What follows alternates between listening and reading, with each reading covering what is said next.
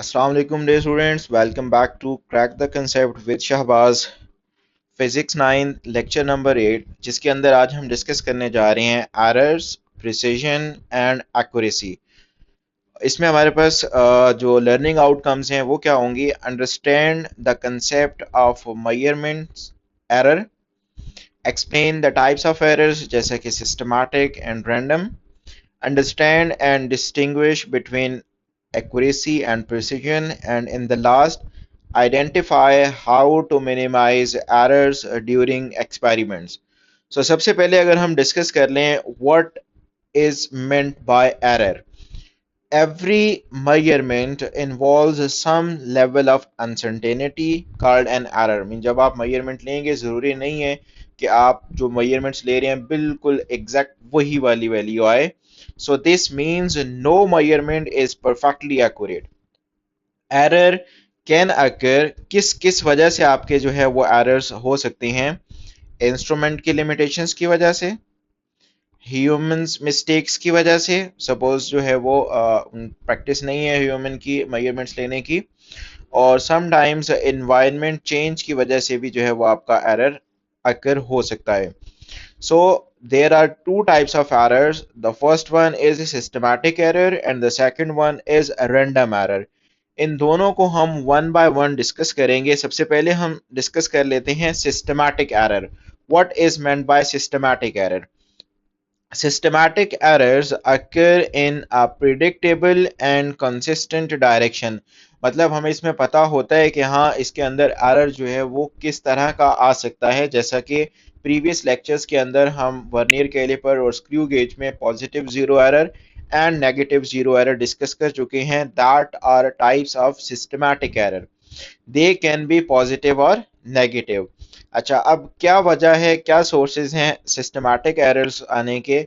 सबसे पहला हमारे पास है इंस्ट्रूमेंटल एरर. मीन क्या? सपोज हो सकता है कि आपके इंस्ट्रूमेंट पे जो कैलिब्रेशन हुई हुई है वो फॉल्टी है.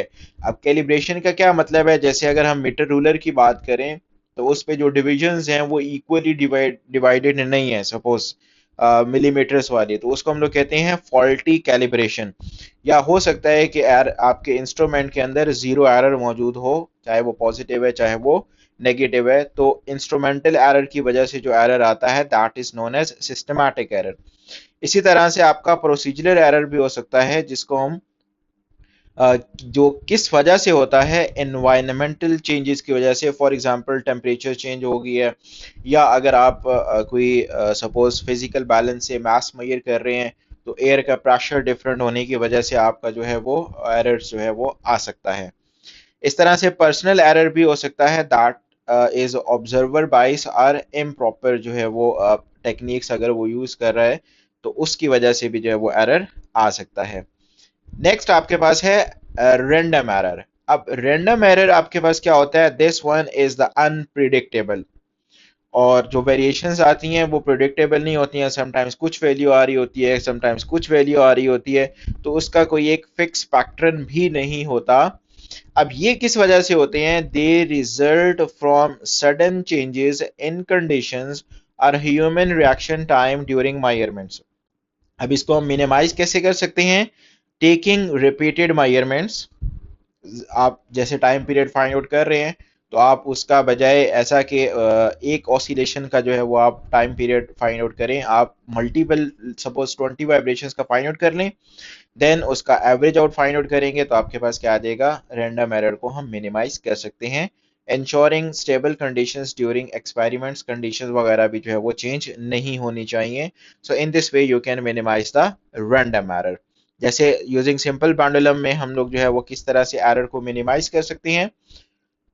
To reduce random errors, measurements like the time for a pendulum oscillation are taken multiple times.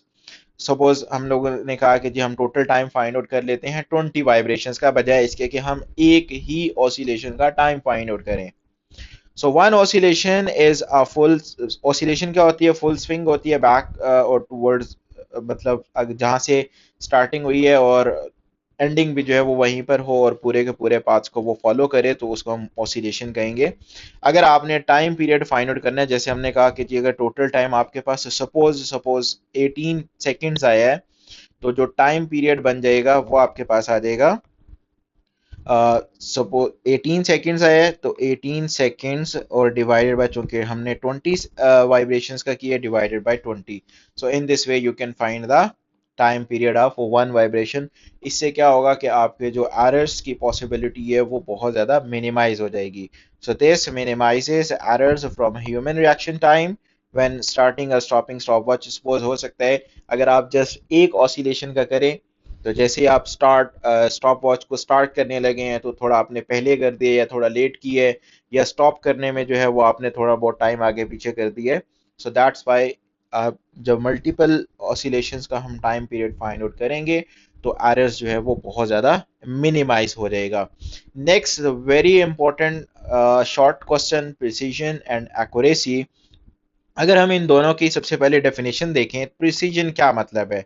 Repeated measurements give similar results. इसका मतलब ये है कि आपने मल्टीपल रीडिंग्स ली हैं और आपकी वैल्यूज तकरीबन तकरीबन सेम आ रही है, चाहे गलत आ रही है कोई इशू नहीं है, ठीक है, लेकिन आपने अगेन एंड अगेन वैल्यूज लेने के बाद आपके पास जो है वो वैल्यूज डिफरेंट आ रही हैं, तो वो आपके पास क्या होगा? That will be a precise value. जैसे मैं एक एग्जांपल लेता हूँ, सपोज आपके पास कोई एक बैग है और उसका जो मास है वो अराउंड 10 किलोग्राम है। अब आपने एक वेट मशीन के ऊपर जो है वो फाइंड आउट कर रहे हैं, उसका मास फाइंड आउट कर रहे हैं, आपने उस पर प्लेस किया, उसने आपको सपोज वैल्यू दे दी 13.5 किलोग्राम। आपने दोबारा रीडिंग ली, उसने दे दी 13 kilogram.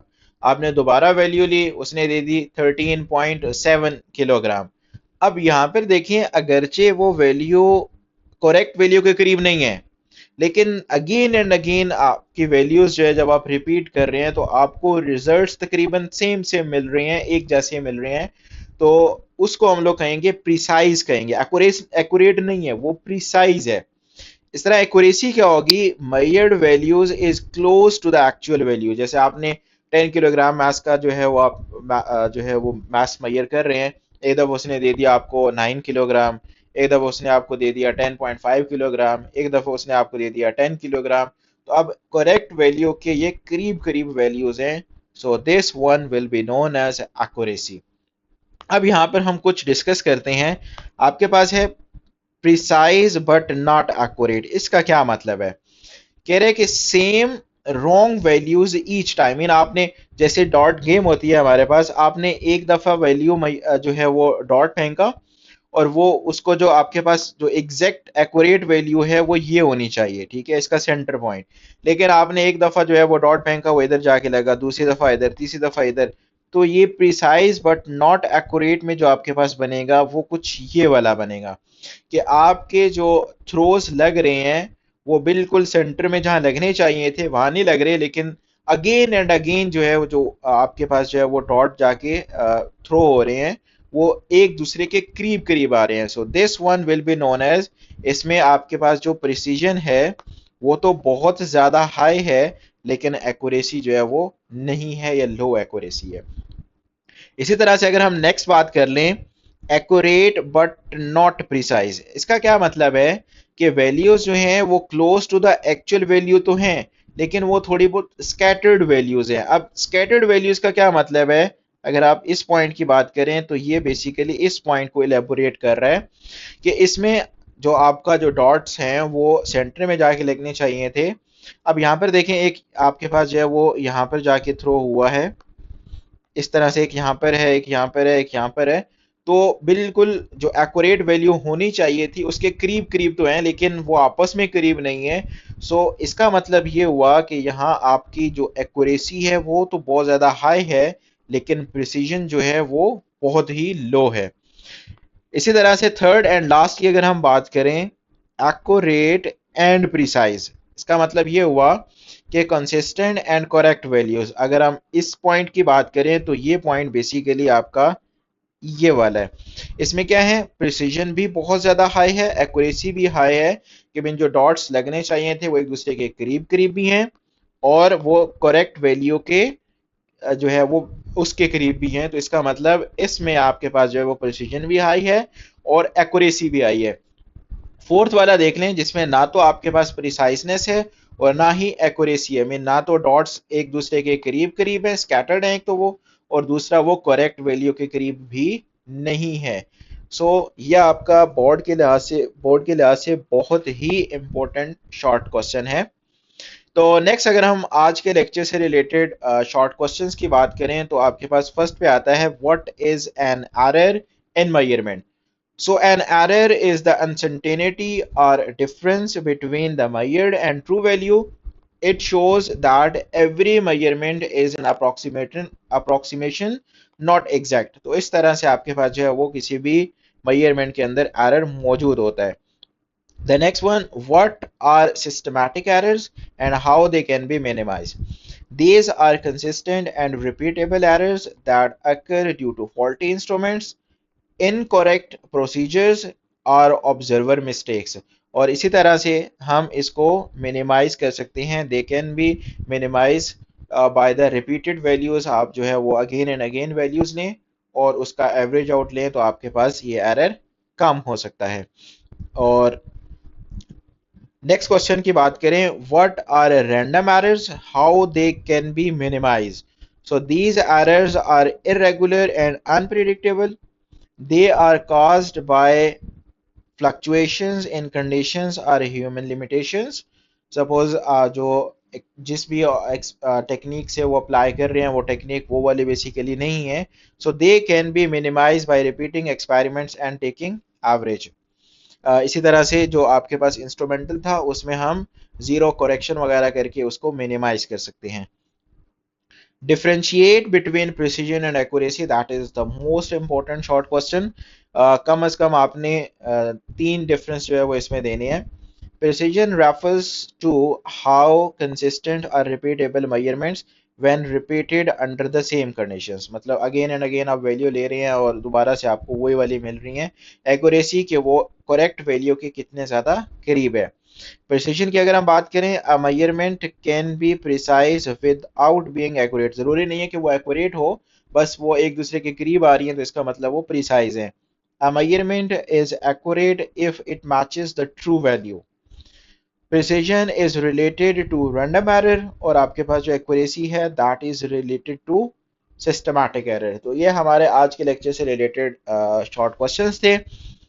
Thanks for watching, also subscribe the channel. मिलते हैं इंशाल्लाह नेक्स्ट लेक्चर में, तब तक के लिए अल्लाह हाफिज।